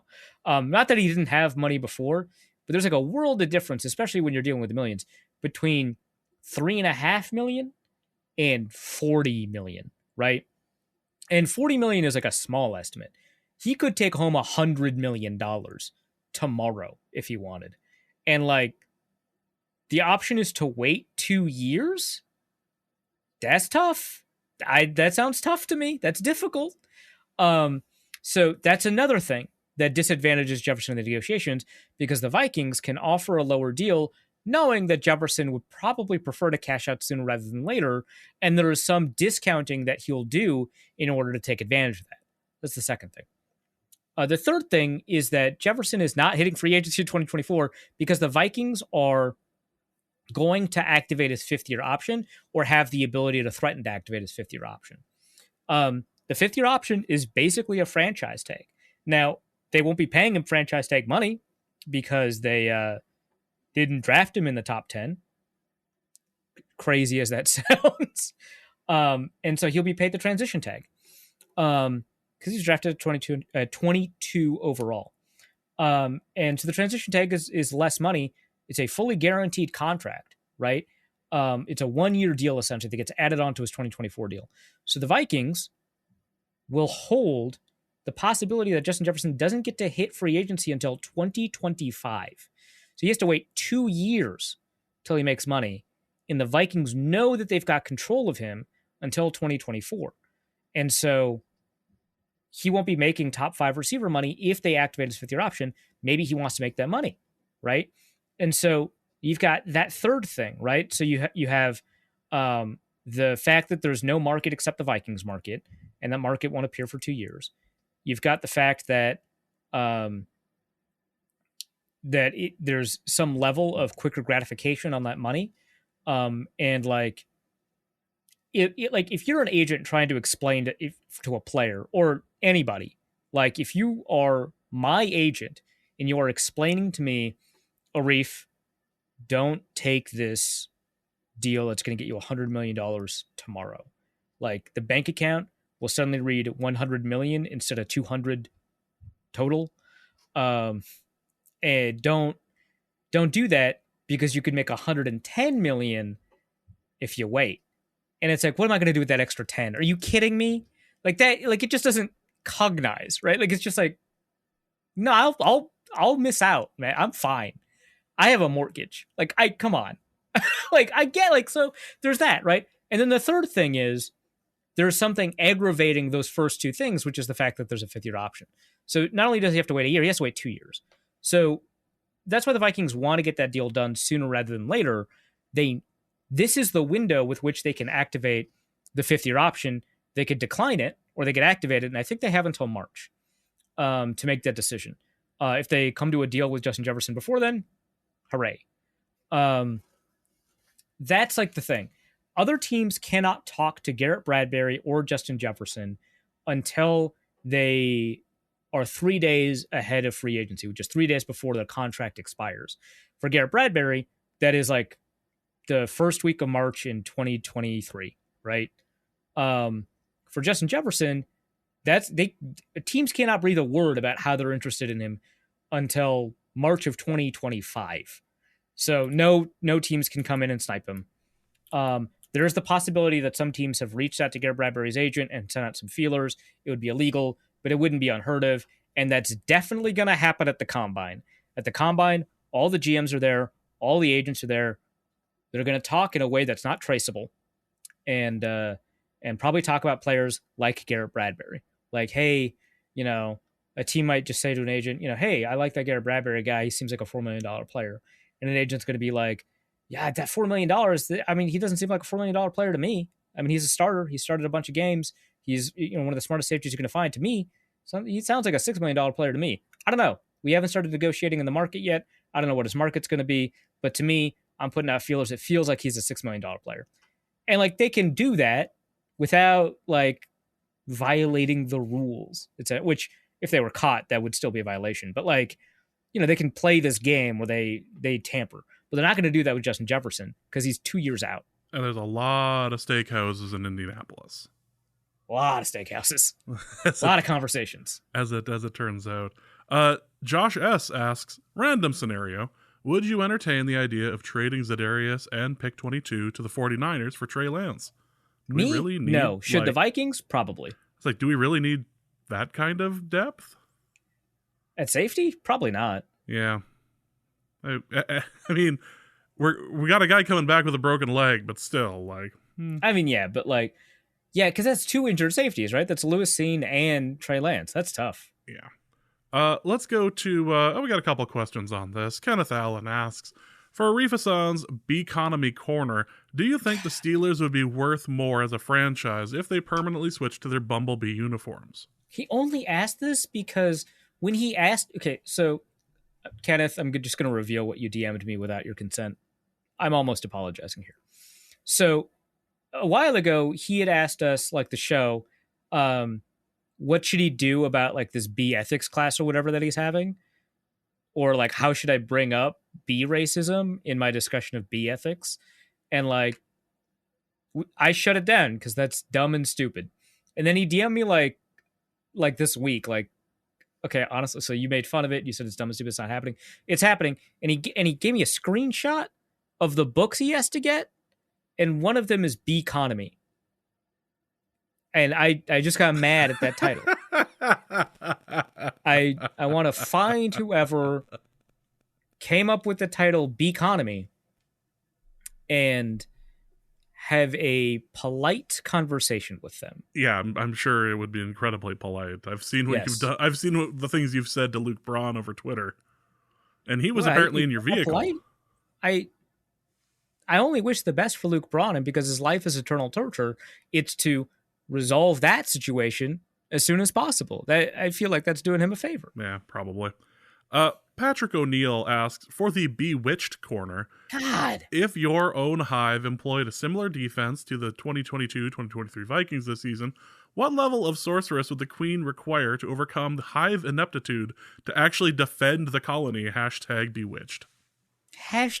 Come on, man. A pretty high level of sorcery, but not like dark arts level. Well, it's bees. Euleron Bolsharif asks, for Arif's beekeeping corner, on a scale of springtime docile to furiously defensive autumn, how badly does this loss sting? For reference, Kevin O'Connell in the post-game interview said that this game is going to sting for, quote, a long time. You can't just take words that are sometimes associated with bees and then pretend that they're always talking about bees. Come on. Not everything is bees. Also, I forgot that Euleron was literally raising bees, and so knows about the relative docility of bees over time. That I enjoy, by the way, that this has always been Arif's bee corner, despite the fact that Dusty actually raises them, and I've seen them personally, and we've never asked him a question about it. Not once. Never. That is a belief of the show, that he is never to be asked a question about bees on the podcast. Yeah, we'll ask him questions about coffee and then get mad at the answers. We'll ask him questions about Star Wars and get mad at the answers. He'll get mad at the fact he's being asked about Star Wars. Yeah, and everyone will be mad. Everyone loses. It's basically the spirit of the show. We'll ask him questions about cocktails and be impressed. We'll ask him questions about food and be interested. Those are the four, I think, because Dusty's really good when it comes to food questions, and he's amazing when it comes to cocktail questions. We sometimes disagree on the food questions, but Dusty knows way more about it than I do. So it's always very interesting conversations. But the Star Wars thing, and we don't ask him about bees. No, we refuse to, and whether or not that's the right thing to do is not the point. I do want to take a moment, by the way, while we bring up Mr. Dusty now Tran in all of his married glory. I do want to point out that Dusty actually has a restaurant in the Denver area. And he's not paying me to say any of this, but I do want to say that he does have a place in Denver if you are interested in eating at said place. It's attached to the Colorado Athletic Club Tabor Center in downtown Denver. I believe it's the Energy Bar Cafe in there. It's a bunch of it's what you'd expect for a place that's attached to a gym, but it's according to Dusty, they've had some pretty good success. They have a bunch of really good food there. So again, he's not paying me to say it, but if you find yourself in the Denver area and would like to ask him direct questions about beekeeping, you can probably find him there as long as he's not snowed out in Vegas. Yeah, a thing that happens. A thing that just kind of happens. The real HG asks the question that most of us have been thinking. I've seen a lot of Fire Donatel. How much of the D being bad is because of scheme, and how much is it just because our players aren't very good? I think it's more the scheme. I think it is really unlikely that you have a bottom 5 defense, and it's possible. And it is because your defense is that untalented. I think almost universally, that is a product of the coordinators, because I think it is difficult for a defense to get that talent drained, essentially, And for you to be in that area, it has to be like Houston Texans bad in terms of talent. And like the Vikings just are not there. Like I would look at the talent level of that team. And to me, that defense is like 17th, 15th, something like that. Like it's like an average defense in terms of talent. It's got some stars, it's got some weak spots, it's got some really good role players. It's an average team. And so I that to me sounds a lot more like an Ed Donatel problem, both in terms of the way that like what our prior should be or what our assumptions are about what is likely just for most teams most of the time, and also looking specifically at the Vikings. It's so hard to have a consistently bad defense in the NFL because defense is so volatile and the talent distribution of defenses is very narrow. Unlike at quarterback where it's very large, like the difference between like Patrick Mahomes and Davis Mills, to use the Texans again, is like enormous. And it's way bigger than the difference between like the San Francisco defense in terms of talent and the Vikings in terms of talent. Next question is for Tank B. Well, it's from Tank B. Bolsharif. It says, for Arif's corner of culpability, who factors the most into this loss? Kirk Cousins, Ed Donatel, or Ludacris? Yeah, Ludacris is like a fantastic. So for people who don't know, he did the halftime show. I have no idea how much the broadcast mentioned that. None. Oh, well, he was the halftime show. But he was, yeah, it was reported that he was the halftime show. I think Eric Thompson was like, can someone please stream this? I'm curious about this. I mean, it's like a lot of concert halftime shows. Like, they had a bunch of people whose only job was to be in the crowd of a Ludacris concert. Great gig if you can get it. And they were on one side of the field, and they did not fill up the field. It was very small, but because of the tight angles and the camera shots, looked filled up. If you did an actual Ludacris concert, I bet you'd sell out. But it was a 12-minute concert, and so it looked kind of, again, like all concerts at halftime, except for, I guess, literally the Super Bowl. It looked kind of pathetic. But I mean, the were Ludacris songs, I liked them. They never completed one because there's 12 minutes, so it just kind of went through a medley. Did he play, did he do What's Your Fantasy? No. See, I have a theory that you could mark Ludacris as responsible due to his association with the Atlanta Falcons, and the Atlanta Falcons are known to do some really dumb stuff. Famous choke artists, yeah. Yeah, over the years. So I'm just pointing that out as a possibility. Yeah, I would say that Ludacris being there as the halftime entertainment created a vibe, an energy, some opportunities that Ed Donatel absolutely took. So like Ludacris was like Steve Hutchinson. He opened a hole, Ed Donatel ran through it. That is remarkable. If you ever find yourself in Target or find yourself on Amazon and are looking for something to read, is it Shay? It's not Shay O'Shaughnessy. There's an author who wrote a number of books that are like this. One is like the Book of Hip Hop, and he wrote one of the chapters, and it's titled "What is the second most ridiculous place Ludacris mentions in his song What's Your Fantasy?" And he breaks down the entire song. Yeah, I mean, okay, so it's Shea Serrano. It's Shea Serrano. Thank you. Yeah, it's that particular chapter is easily my favorite in the Book of Hip Hop. It's so good. Yeah. I think it's called Hip Hop and Other Things, but I also thought of it as the Book of Hip Hop. So Chelsea has that book, Hip Hop and Other Things. I have his basketball book. Both really great. I think I have the movie book on my tablet. I got most of the way through that. I don't think I've finished that one. But yeah, they're all done in the same way, and they're all pretty good.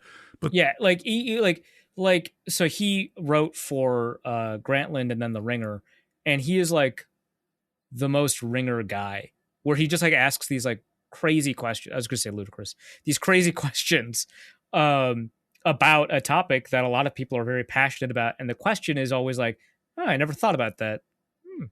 Let's talk about it." That's fun and entertaining and a unique way to look at a thing, and it requires someone to be extremely knowledgeable about the subject, which he is. but it's just like looking at it from a completely different angle. Like Bill Simmons' book of basketball is essentially Bill Simmons' opinions about a bunch of standard things about basketball. Like, here are his top 73 players of all time. That's like a normal conversation to have. And Shea Serrano was like, what if a basketball was a football? Let's talk about that. It's so good. And yeah. So it's worth the ludicrous thing is an outlier, but not 100% no. Let's go for another thing on clarification. Juani asks, one question here from Europe: does a player have to go to the draft, or can they just hold out and then sign as a free agent at a team that they choose? So you do have to declare for the draft in order to be a player in the NFL. That doesn't mean you have to get drafted. And in fact, in Lyle Collins' case, or in kind of Bo Jackson's case, but in Lyle Collins' case, he was in the middle of a murder investigation, mostly as a witness. But like, and by the way, like, fast forward, we're in the future. He was not involved. Don't worry about it. But at the time, everyone's like, oh my God, a murder case?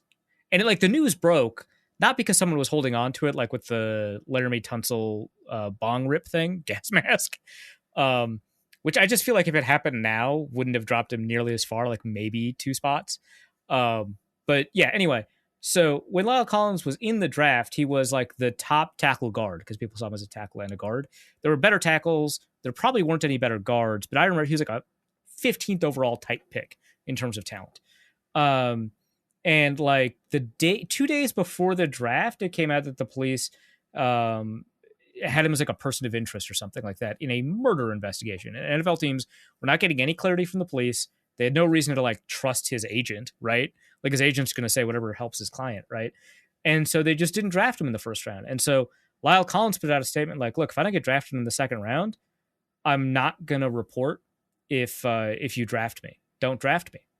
And the reasoning that is because over a 5-year span, he would make more as an undrafted free agent because his contract would be up after 3 years than as a drafted person because his contract would be 4 years. And so he'd be able to hit free agency sooner, and he can dictate the terms of his free agency contract, and he can find the best team for him. So he could find the best fit. And there's essentially a cap on how much you can get paid as an undrafted free agent. And it is smaller than what his draft slot would be as a second round pick, but the difference is not that large. And so he would make more over the first 5 years than he would as a second round pick. Plus, hitting free agency sooner is better, just because you're younger and so you have more value to teams and stuff like that. And that worked. He signed as an undrafted free agent for the Dallas Cowboys. They gave him a really hefty undrafted free agency deal. He started. So like, good for him. But Bo Jackson was drafted in the and the rules have changed a lot since then, but I think this would be still true. Bo Jackson told the Tampa Bay Buccaneers, if you draft me, they had the first overall pick at the time. If you draft me, I'm not going to report. I'm just not going to do it. He was mad at the Buccaneers because, and this is all in the Bo Jackson 30 for 30. I highly recommend it. As any 30 for 30 I mentioned on this podcast, 99.9% chance I highly recommend it. But I highly recommend it. Bo Jackson was assured essentially by the Tampa Bay Buccaneers that if he showed up for a pre-draft visit, that would not be in violation of NCAA rules, and he'd be free to continue playing college baseball at Auburn. That was not true. And he was no longer able to play baseball at Auburn. It violated whatever amateurism rules that the NCAA had at the time. And so he's mad at the Buccaneers, essentially for lying to him and robbing him of his final season of college baseball. And so he told them he wasn't going to do it. He was going to enter the MLB draft. The Kansas City Royals drafted him, and he just did that instead. And then he entered the draft the next year, and the Raiders drafted him in the 7th round or something crazy like that. It took a flyer on him, basically. Yeah. And he signed up to play for the Raiders, in the second half of every season. They had a Hall of Famer running back, Marcus Allen.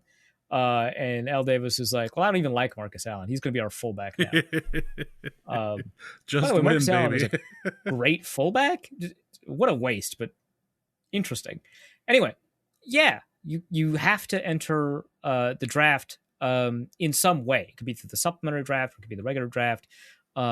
You don't have to be coming out of college to do it, but you do have to declare. So I think I could just declare for the draft. I could just like write something in and fill out the forms and stuff like that. There was a And joke about that with me and my friends a few years ago. I say a few. This was closer to 20. And all you needed to do was like write in your eligibility into the NFL like office. Yeah, and now you're on the draftable players list. Yeah, you end up getting some paperwork from the league, and like your name ends up getting on the list. And there was a discussion about I believe one of them did it, but it was just dumb. Like that's all you needed to do. You didn't need to be anyone of note. You just needed to fill out some forms. Yep.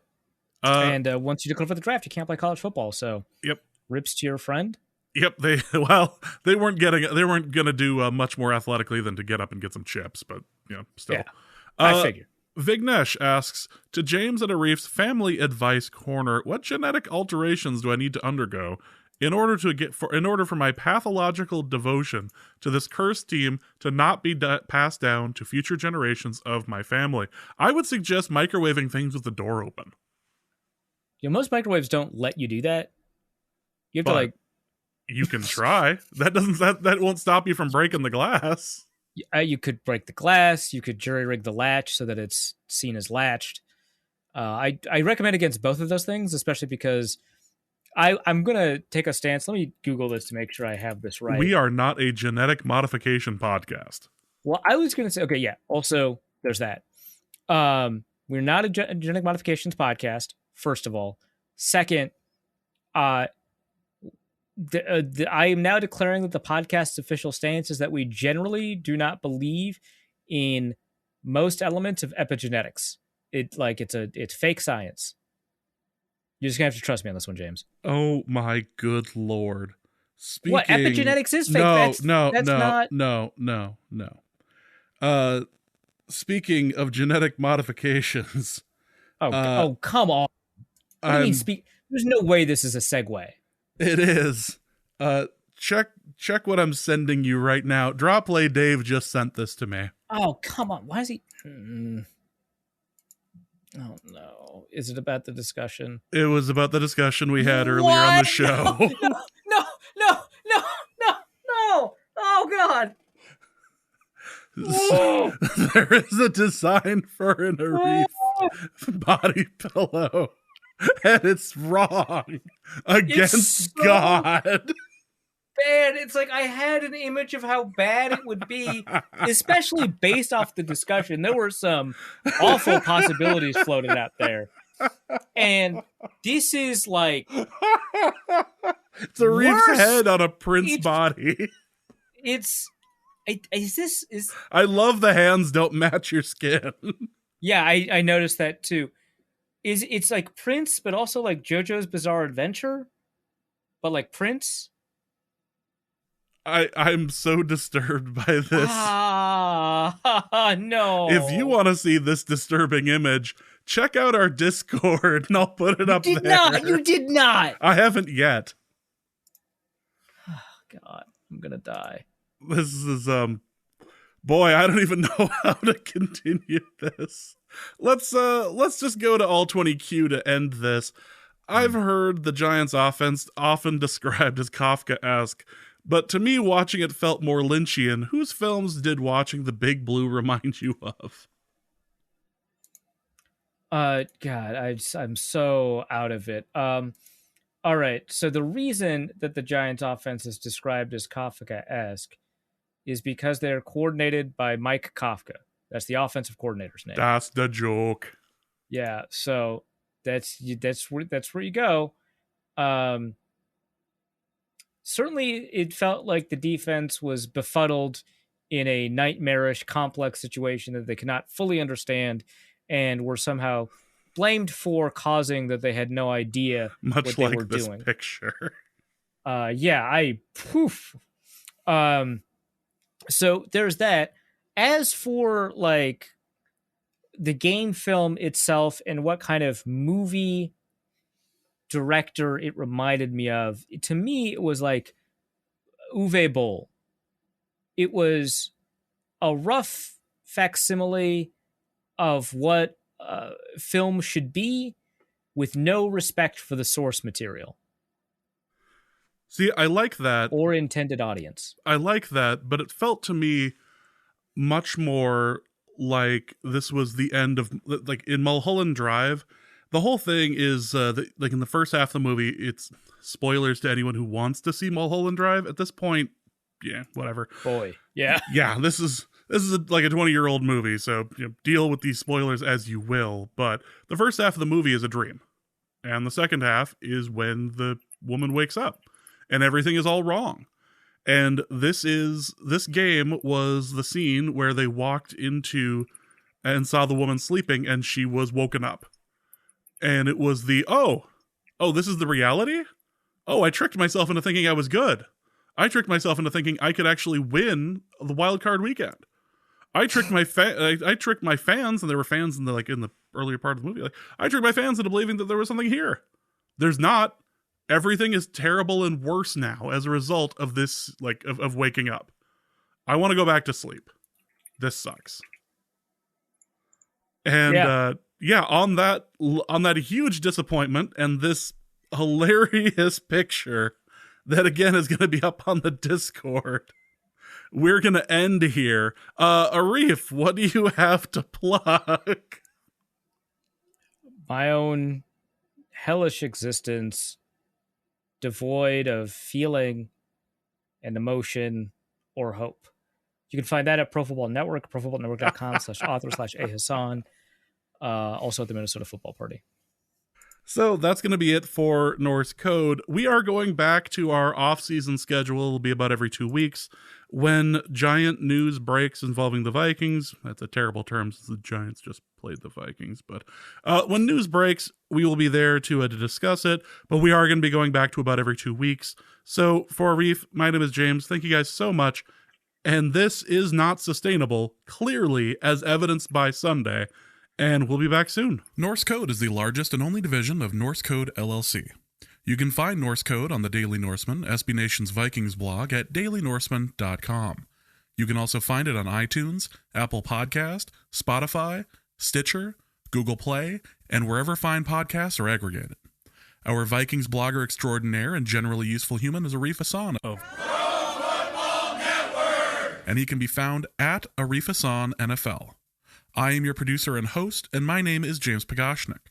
You can find me at the show's official Twitter feed at NorseCodeDN or my personal account at Big Mono. If you'd like to donate a few bucks to the show, you can do so in a few different ways. You can go to patreon.com/NorseCode and donate there. For $3.50 a month, you get bonus material and more. You can also go to paypal.me/NorseCode for a one-time donation, or you can go to norsecode.threadless.com and pick up some Norse Code merchandise. Any questions or comments that cannot fit in a tweet can be sent to norsecodepodcast@gmail.com. On behalf of the Norse Code staff, thank you so much for listening. Our formula is this. Hey, all things are possible through the power of Ben DiNucci.